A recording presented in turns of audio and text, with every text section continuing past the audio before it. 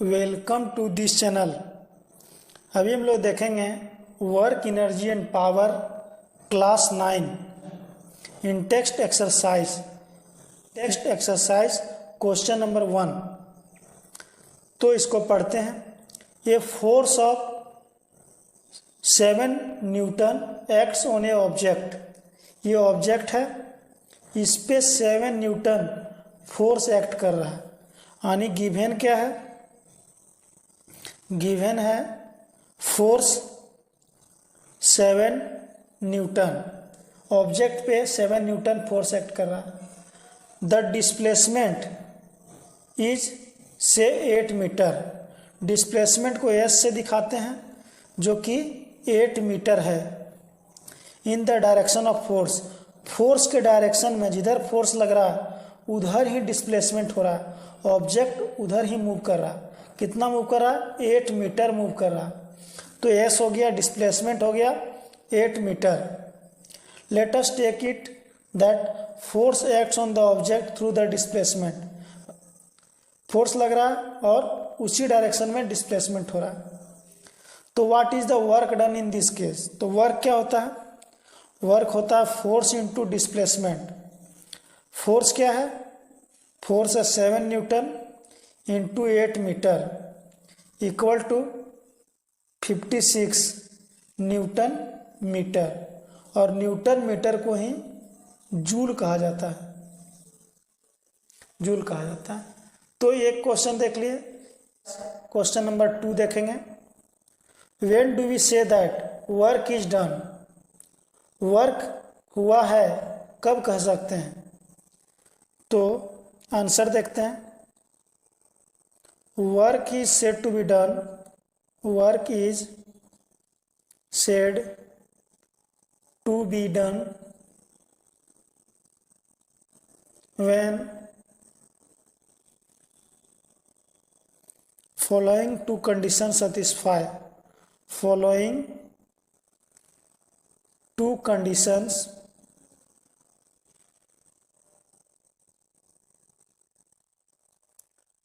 satisfied.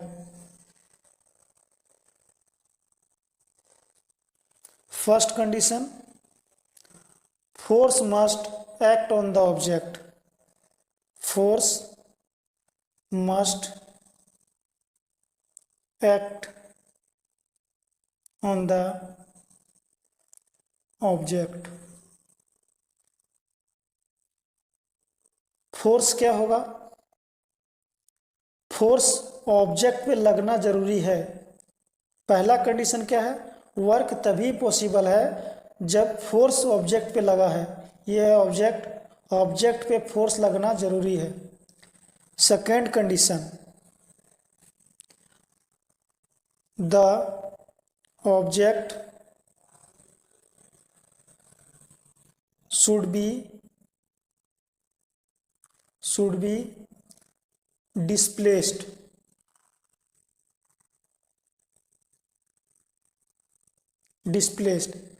अगर force लगा है ऑब्जेक्ट पे फोर्स लगा है तो ऑब्जेक्ट का डिस्प्लेसमेंट होना जरूरी है। ऑब्जेक्ट का कुछ डिस्टेंस डिस्प्लेसमेंट होना जरूरी है, तभी वर्क होगा। तो वर्क होने के लिए क्या जरूरी है? फोर्स का लगना जरूरी है और डिस्प्लेसमेंट का होना जरूरी है। Thank you. और इसके बाद इन टेक्स्ट एक्सरसाइज का आगे का देखेंगे। हम लोग देख रहे हैं work and energy, work and energy class 9 in text question, in text exercise. आज देखेंगे क्वेश्चन नंबर 2। क्वेश्चन देखते हैं। Right an expression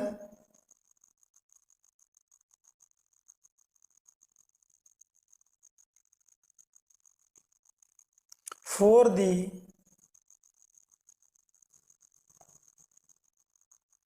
work done when force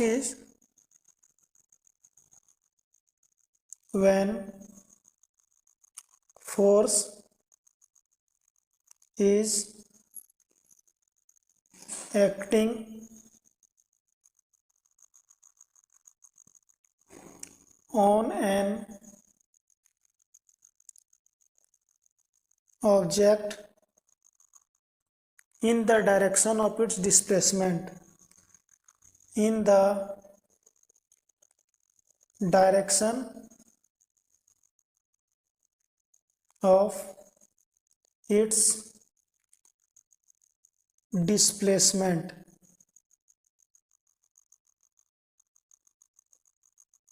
ये क्वेश्चन है, फिर से अच्छे से देखते हैं। राइट एन एक्सप्रेशन, एक्सप्रेशन यानी एक फॉर्मूला ऐसा लिखना है। For the work done, work done का फॉर्मूला लिखना है, वर्क डन का फॉर्मूला लिखना है।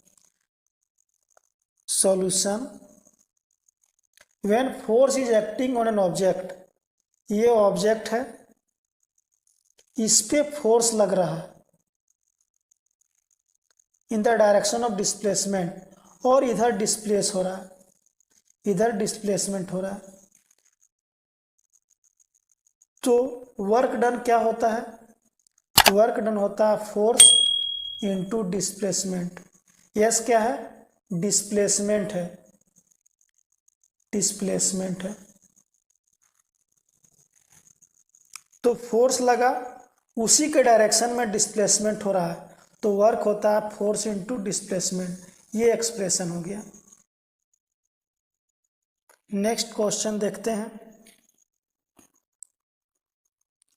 Define 1 joule of work, define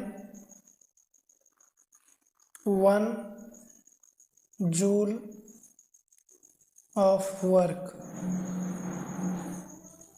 define 1 joule of work. पहले समझते हैं 1 जूल ऑफ वर्क क्या होता है। वर्क का हम लोग फॉर्मूला जानते हैं, होता है फोर्स इनटू डिस्प्लेसमेंट। तो वर्क क्या हो जाता है? इसका वर्क का यूनिट होता है जूल, यहां आ गया joule. Force newton, displacement meter. तो 1 जूल वर्क कब होता है? किसी ऑब्जेक्ट पर 1 न्यूटन फोर्स लगा हो, 1 न्यूटन फोर्स लगा हो, इस पे 1 न्यूटन फोर्स लगा, फोर्स लगा 1 न्यूटन, और ऑब्जेक्ट का डिस्प्लेसमेंट, ऑब्जेक्ट 1 मीटर का डिस्प्लेसमेंट हुआ। कितना डिस्प्लेसमेंट हुआ? 1 मीटर का डिस्प्लेसमेंट हुआ। 1 न्यूटन फोर्स लगे किसी ऑब्जेक्ट पर और 1 मीटर का डिस्प्लेसमेंट हो, तो हम बोलते हैं 1 जूल वर्क हुआ है, 1 जूल वर्क हुआ है। अब डिफिनेशन देखते हैं।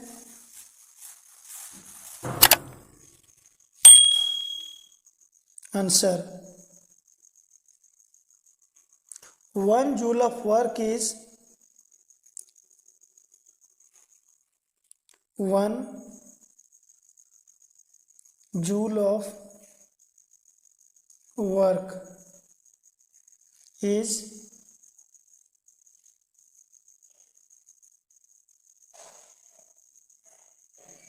amount of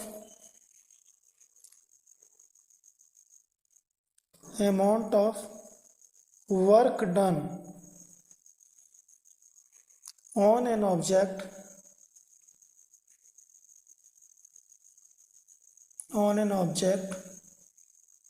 when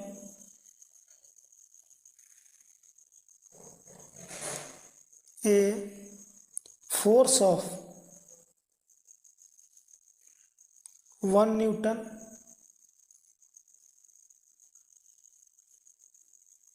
displaces the object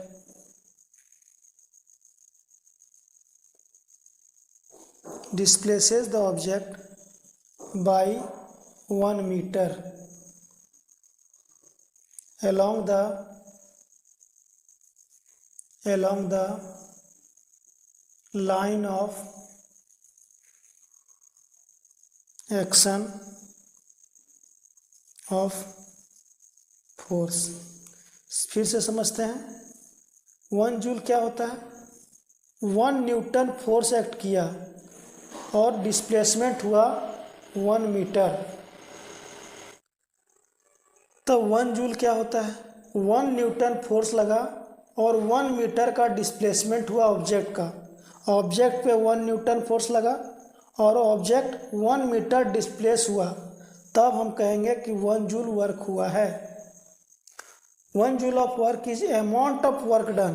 कितना वर्क डन हुआ ऑन एन ऑब्जेक्ट जब force of 1 Newton displaces the object. Object को 1 मीटर से डिस्प्लेस किया है, जिधर फोर्स लगा उस डायरेक्शन में, तो इसको कहते हैं 1 जूल। आज हम लोग एक न्यूमेरिकल देखेंगे, वर्क एंड एनर्जी क्लास 9 का इन टेक्स्ट एक्सरसाइज। अब क्वेश्चन देखते हैं और इसका सॉल्यूशन देखेंगे। सबसे पहले गिवन क्या है सो देखेंगे, क्या दिया हुआ है क्वेश्चन में। A pair of bullocks, bullocks means bull यानी बैल, तो 2 बैल है, pair of bullocks exerts a force of 140 newton on a ploughs. एक हल है, इस पे बुलॉक 140 न्यूटन फोर्स लगा रहा है। The field being ploughed is 15 metre long और 15 मीटर फील्ड प्लाउज हो रहा है। 15 मीटर फील्ड प्लाउज हो रहा है। इस हल पे 140 न्यूटन फोर्स लग रहा है और 15 मीटर प्लाउज हो रहा है, यानी डिस्प्लेसमेंट कितना है? 15 मीटर। यह है डिस्प्लेसमेंट। वर्क क्या होता है? Force into displacement. फोर्स है 140 और डिस्प्लेसमेंट है 15। 140 इंटू 15 2100 जूल। ये आ गया वर्क। तो 140 न्यूटन फोर्स दिया हुआ है और डिस्प्लेसमेंट दिया हुआ है 15 मीटर, तो वर्क हो गया force into displacement 140 into 15 equal to 2100 joule. अब नेक्स्ट क्वेश्चन नेक्स्ट वीडियो में देखेंगे। आज हम लोग work and energy class 9 intext exercise का नेक्स्ट क्वेश्चन देखते हैं। What is the kinetic energy of an object? किसी ऑब्जेक्ट का काइनेटिक एनर्जी क्या होता है, देखते हैं। The energy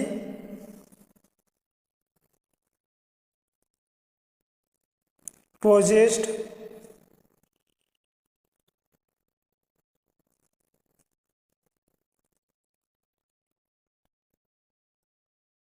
by an object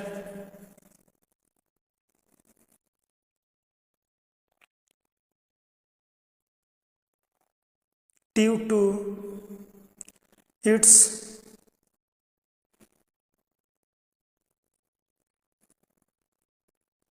motion is called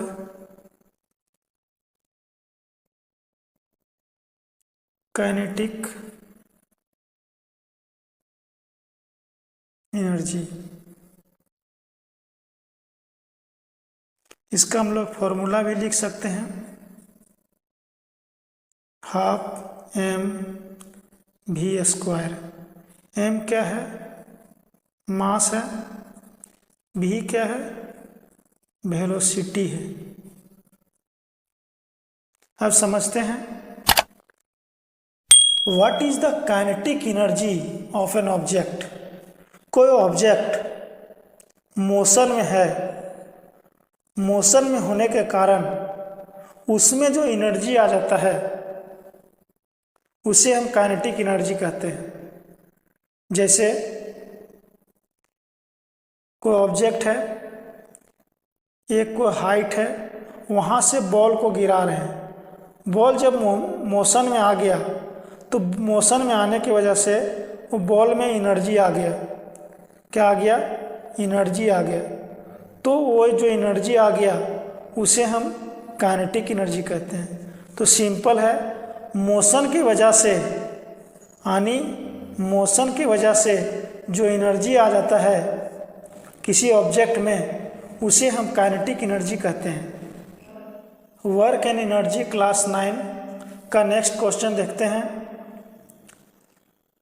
question है right an expression for the kinetic energy of an object. तो एक्सप्रेशन लिखना है यानी एक फॉर्मूला लिखना है। किसका फॉर्मूला लिखना है? काइनेटिक एनर्जी का फॉर्मूला लिखना है। तो एक बॉडी लेते हैं, इसका मास है m और ये v वेलोसिटी से, ये v वेलोसिटी, m क्या है? मास है, और ये v वेलोसिटी से मूव कर रहा है, चल रहा है। मास m है, कोई ऑब्जेक्ट है उसका मास m है और v वेलोसिटी से चल रहा है। तो जो काइनेटिक एनर्जी का एक्सप्रेशन होगा वो होगा हाफ m v का square, half m v square, और एनर्जी का यूनिट होता है जूल। Thank you. इसके बाद नेक्स्ट वीडियो में नेक्स्ट क्वेश्चन देखेंगे। अभी हम लोग देखेंगे वर्क एंड एनर्जी क्लास 9 का in text exercise numerical. Numerical है kinetic energy of an object of mass m। मास दिया हुआ है m,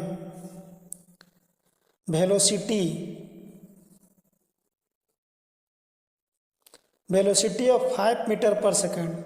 वेलोसिटी दिया हुआ है 5 मीटर पर सेकेंड इज 25 जूल। जूल में क्या होता है? एनर्जी होता है। तो एनर्जी दिया हुआ है 25 joule. What will be it's kinetic energy. तो काइनेटिक एनर्जी क्या होगा? When its velocity is double. Velocity अब हो गया डबल, पहले 5 था अब डबल, यानी वेलोसिटी 10 मीटर पर सेकंड हो गया। काइनेटिक एनर्जी क्या होगा?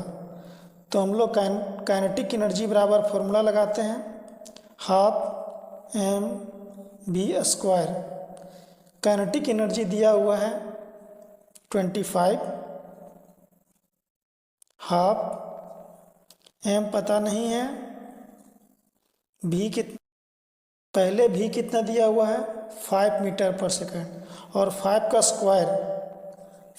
स्क्वायर, ये 2 डिवाइड में है, आ जाएगा मल्टीप्लाई में। m 5 का स्क्वायर 25। अब 25 यहाँ मल्टीप्लाई में है, इधर आ जाएगा डिवाइड में, इंटू 2। 25 से 25 कट गया तो मास आया 2 kg। मास आया 2 kg। अब हम लोग न्यू काइनेटिक एनर्जी निकालते हैं। न्यू काइनेटिक एनर्जी जब वेलोसिटी 10 है तब नया काइनेटिक एनर्जी क्या होगा? Half m v square. Object तो वही रहेगा इसलिए मास सेम होगा, मास सेम, और 10 का स्क्वायर, 2 से 2 कट गया, 10 स्क्वायर 100। तो न्यू काइनेटिक एनर्जी 100 जूल होगा जब वेलोसिटी डबल हो जाएगा तब। नेक्स्ट पार्ट देखते हैं, what will be it's kinetic energy. Kinetic energy क्या होगा? When its velocity is increase 3 times, new velocity क्या हो गया है 3 टाइम्स ओल्ड वेलोसिटी। तो ओल्ड वेलोसिटी कितना था 5 मीटर पर सेकेंड, तो न्यू वेलोसिटी हो गया 15 मीटर पर सेकेंड। अब न्यू काइनेटिक एनर्जी क्या होगा हाफ एम वी स्क्वायर। मास कितना आया था 2 kg, मास आया था 2 kg, और न्यू वेलोसिटी 15 का स्क्वायर, 2 से 2 कट गया 15 का स्क्वायर 225 जूल। ये हो गया new kinetic energy. Next question, work and energy class 9 का इन टेक्स्ट एक्सरसाइज। क्वेश्चन है व्हाट इज पावर, पावर क्या होता है। डिफिनेशन है power is defined as the rate of doing work. Rate of doing work, rate means यहाँ है time, तो किसी टाइम में कितना वर्क डन हुआ, किसी टाइम में कितना वर्क डन हुआ उसे हम पावर कहते हैं। किसी टाइम में कितना वर्क डन हुआ उसे हम पावर कहते हैं। वर्क डन का होता है जूल और टाइम का यूनिट होता है सेकेंड, तो जूल पर सेकेंड को ही वाट कहा जाता है। तो power is defined as rate of doing work, किसी टाइम में कितना वर्क डन हुआ उसे हम पावर कहते हैं। हम लोग देख रहे हैं इन टेक्स्ट क्वेश्चन क्लास 9 का, चैप्टर है वर्क एंड एनर्जी। आज हम लोग क्वेश्चन देखेंगे पेज नंबर 123 न्यू बुक के अनुसार। न्यू बुक 2023 के अनुसार, रैशनलाइज्ड बुक 2023 के अनुसार। तो क्वेश्चन नंबर 2 देखते हैं, define 1 watt of power. 1 watt of power क्या होता है, तो सबसे पहले देखते हैं पावर। पावर होता है वर्क डन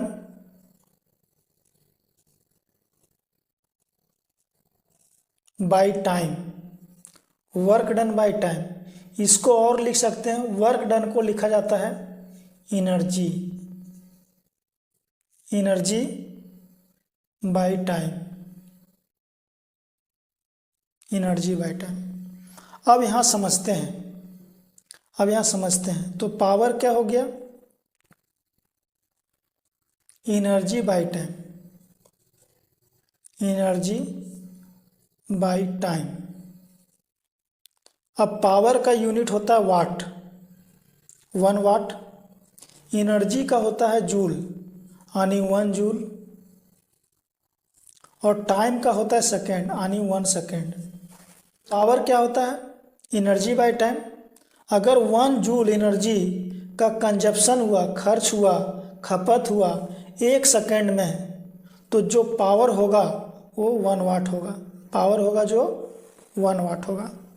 अब इसका स्टेटमेंट देखते हैं।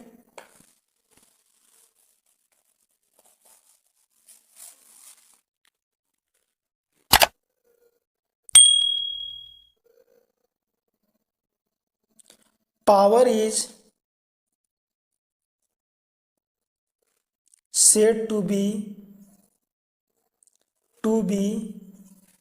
1 watt when the rate of consumption of energy, rate of consumption of energy is 1 joule, 1 joule पर सेकेंड। मतलब 1 वाट हुआ 1 जूल एनर्जी, रेट मतलब टाइम, 1 जूल एनर्जी 1 सेकेंड में खर्च हुआ, 1 जूल एनर्जी 1 सेकेंड में खर्च हुआ, तो पावर होगा 1 वाट, पावर होगा 1 वाट। अब नेक्स्ट क्वेश्चन देखते हैं। नेक्स्ट क्वेश्चन है ए लैम्प्स कंज्यूम्स मतलब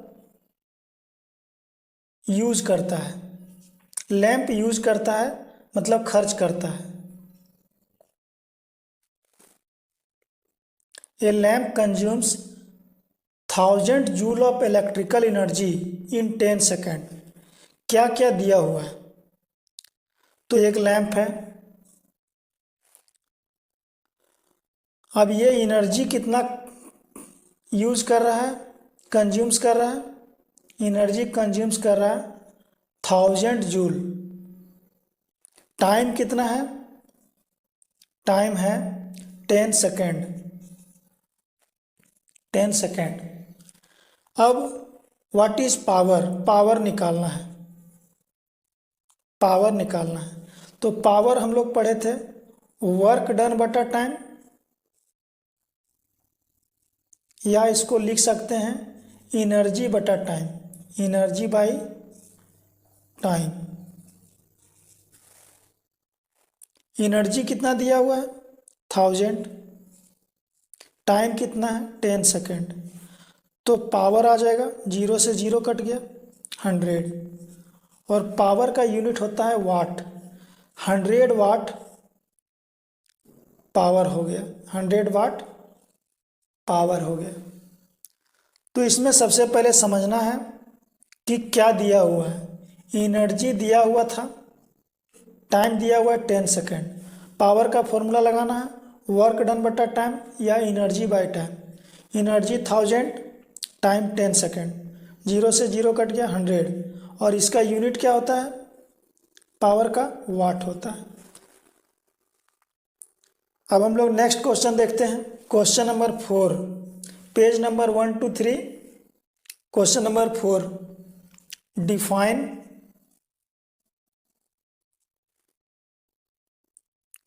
एवरेज पावर। एवरेज पावर क्या होता है? पहले एवरेज पावर हम लोग समझते हैं। Average power, average power total work done. Power का क्या होता है? वर्क डन बटा टाइम। तो एवरेज में क्या आएगा? Total work done by total time, total time.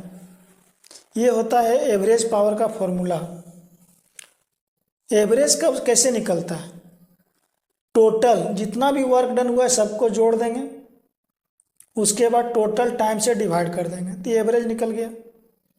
अगर किसी चीज़ का एवरेज निकालना है, 5, 10, 20, 25 सबको ऐड कर देंगे और 1, 2, 3, 4, 4 से डिवाइड कर देंगे, तो ये एवरेज निकल गया। उसी तरह यहाँ पे निकालना है एवरेज पावर क्या होता है, तो total work done by total time, ये हो गया एवरेज। अब इसका डिफिनेशन देखते हैं।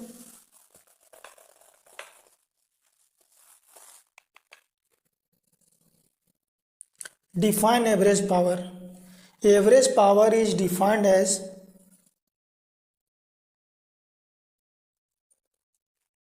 average power is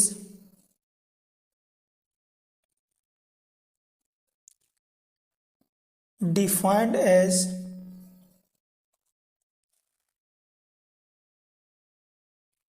the power obtained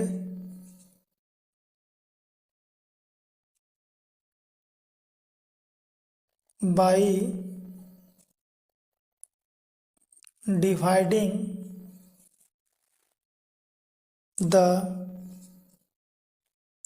total amount of work, total amount of work done in total time taken to do this work.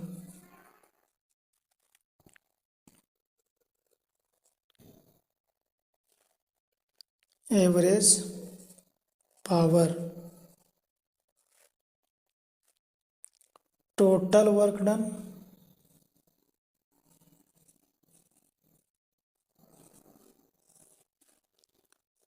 total time taken. अब इसे समझते हैं। Define average power. Average power is defined as the power obtained, power जो आया by dividing total amount of work. Total amount of work को total time से divide कर देंगे, टोटल अमाउंट ऑफ वर्क को टोटल टाइम से divide कर देंगे तो जो पावर आया वो हो गया एवरेज पावर। नेक्स्ट वीडियो में हम लोग एनसीईआरटी एक्सरसाइज देखेंगे, वर्क एंड एनर्जी का एनसीईआरटी एक्सरसाइज देखेंगे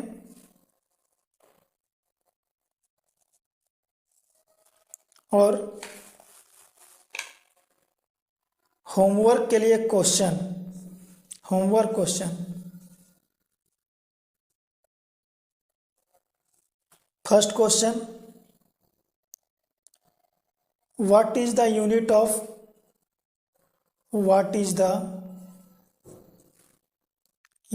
of